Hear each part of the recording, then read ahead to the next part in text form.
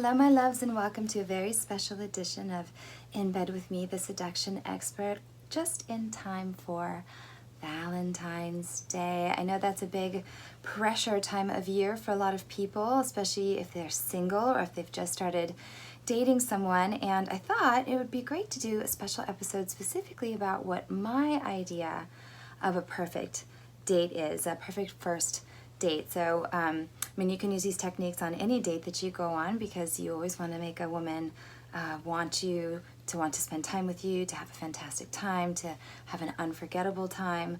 But specifically for first dates, I thought this was really helpful so that if you are spending this Valentine's Day alone, that you won't be spending next year alone. So what is the anatomy of a good first date for me, the seduction expert? What specifically turns me on when I'm going out with someone new for the first time? Well, first and foremost, most of the people that I went out on dates with, I met online. So it all kind of starts there. And what I always typically look for in someone's photos is someone who has a really good attitude and energy about them. So yes, good photos are super important, of course. If you want to be able to see someone's face, I want to be able to see their eyes. I love guys who have great smiles. So when someone has a lot of pictures with great smiles on their profile, that's already a turn on. I like when a guy has something clever or interesting in his profile so that there's something to connect on, something that shows that he thinks about things, that he's clever. So let's just say I've swiped on someone, thought they were super attractive, and we had a great back and forth. I typically don't like to spend a lot of time doing texting back and forth, especially in a dating app, because I'm not looking for pen pals. I like to meet people. I like to get to know people. So, just enough texting to see that someone has wit, who has a connection, who sounds intelligent, who can spell.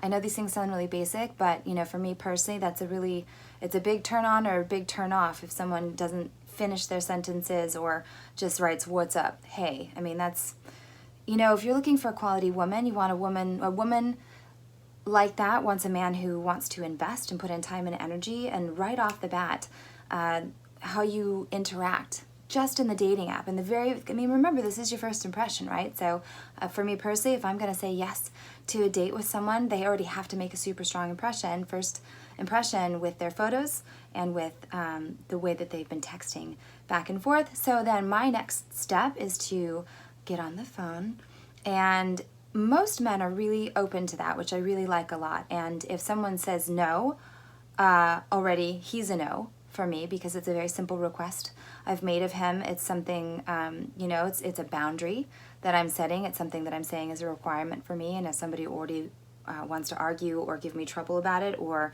who says they're not very good on the phone, that's an instant no for me, because it means either the guy is very pushy and doesn't respect that I'm making a request, or he's really shy and awkward. And if he's shy and awkward on the phone, he's going to be even worse in person. So definitely a guy who is open to a phone conversation, and especially when a guy says yes, excited about a phone conversation. I like that.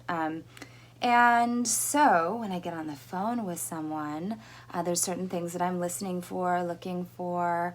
And the reason why I always say get on the phone first is because you can tell most everything that you need to know about a person on the phone. So you don't have to waste the time and the energy to get dressed up to go meet someone only to find out that you're not interested in them. I've had that happen to me personally, which is one of the reasons why I love getting on the phone, is because, the last time I sat down with someone and just said, okay, I'm just going to get out there and meet them without getting on the phone first, it was a disaster. So I highly recommend the phone date, but for me personally, it's a must-do.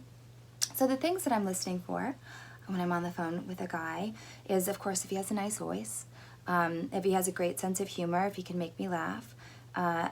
Of course, we're both nervous on the phone, so I don't expect someone to be super suave and charming on the phone, but, who can warm up and be curious and ask great questions and share about their day or share about who they are, or, just being able to have an easy conversation with someone, because we have to remember when you're dating, ideally you're dating to find someone to spend your life with or spend a significant amount of time with. And even if it is short term, who you choose to spend your time with is one of the most important decisions you're ever going to make. So it's not something that you should do lightly. So when you're on the phone with someone, you think about it in the sense that, well, if we're going to be together for a while, we're going to get on the phone in the future. So is this someone I like having a phone conversation with? Someone who likes getting on the phone. And I know it's old-fashioned. But text is just too easy to misunderstand someone, especially if you have a sense of humor, an odd sense of humor. Sometimes it doesn't translate well, and so you can really turn someone off or turn someone away simply because they don't get that you're trying to say another thing in the text. So other things that I'm listening for when I'm on the phone with a man, if he can make me laugh, if he asks questions, if he sounds intelligent. I love when a man brings up reading, like if he's been reading books. I like to say I've been reading. I like when a man asks questions, but I don't like it when a man asks too many questions. I've definitely had those phone conversations where it felt not even an interview, but more like an interrogation. So I've gotten on the phone with some guys that just kind of start firing questions and rude questions and aggressive questions, which is instant turnoff. But a guy who's curious, who wants to know more about me, and also who's flirty. I think that's probably the number one thing that's missing from a successful seduction for you guys is really, really nailing down flirting. So I like when a guy, comments on my sense of humor, gives me compliments like, oh, you have a really beautiful voice. I love when somebody tells me that. It makes me feel really good and already makes me like him, right? We like people who like us. So I love compliments. I love good flirts.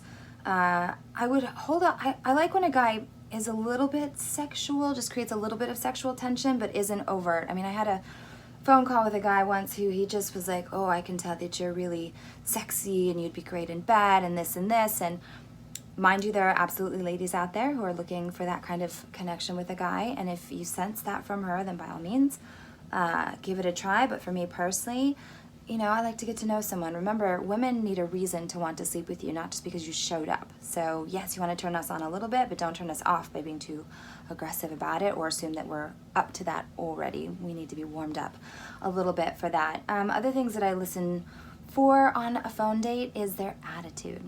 So I hate fighting. I hate to fight. It is literally one thing I absolutely refuse to do in a relationship with someone, and that doesn't mean not have effective communication, right? Because not everything is going to be perfect all the time. So being able to communicate with a partner where we act as a team, we have teamwork and we work through whatever issue is at hand, that's very important to me. I refuse to fight. And if I'm on the phone with someone who seems to have a negative attitude, an aggressive attitude, a complainer, I've had phone calls with guys where within minutes they're complaining about their job, they're complaining about their families, they're complaining about their circumstances. Talk about a huge turnoff already. If in 5 minutes of a phone conversation you sound like you're a depressed, angry, upset person, I definitely do not want to meet with you for any reason. I want to get off the phone with you. I've had conversations that lasted less than 10 minutes because it was just obvious that we were not going to be a good fit. Something else that I really love about the phone date, the magical thing about the phone date, is that it helps you plan your first real date. So say, I've got connection with the guy, he makes me laugh, he's giving me some juicy compliments, he seems intelligent, like he'd be fun to sit with for an hour. What comes next is, what do we like to do? And I love when a man asks you, so what do you like to do? What do you like to do for fun? Well, I live in beautiful Santa Cruz, California, and so I am learning to surf. It's become a new passion of mine. And so, when I tell a man that I like to go surfing, if he says, well, let's go out surfing, yes, that is a fantastic first date. And it totally follows my guidelines that I give to you guys about a first date, day date, a side-by-side date, an activity date, an unforgettable date. How fun is that if you end up with someone for the rest of your life and people ask, oh, what was your first date? Oh, we went surfing. How fun is that? Which means no fucking coffee dates.